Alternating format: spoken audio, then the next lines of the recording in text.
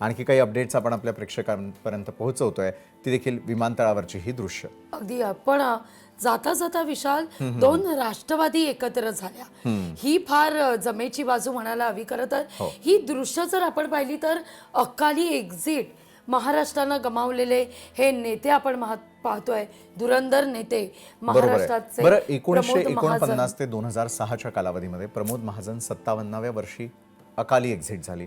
1945 ते 2012 या कालावधीमध्ये विलासराव देशमुखांचं राजकारण आणि 67व्या वर्षी अकाली एक्झिट झाली.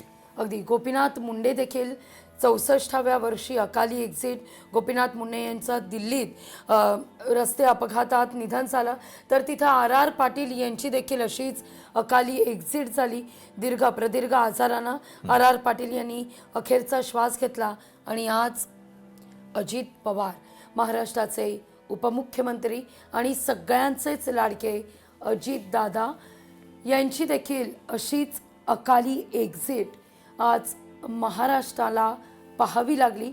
खरं तर आपण विशाल जर म्हटलं तर हे चेहरे नव्हते केवळ महाराष्ट्राचे, ही महाराष्ट्राची ओळख होती.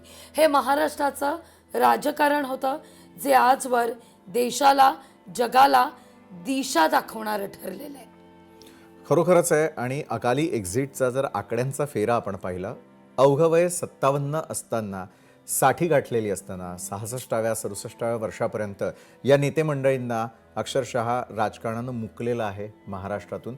कारण वेळ अवेळ आणि विविध प्रकारचा ताण हा त्यांच्यावरती असतो आणि अचानकपणे ही एक्झिट होणं देखील राज्याच्या आणि दृष्टीनं अतिशय महत्त्वाचं मानलं जाताना दिसतंय.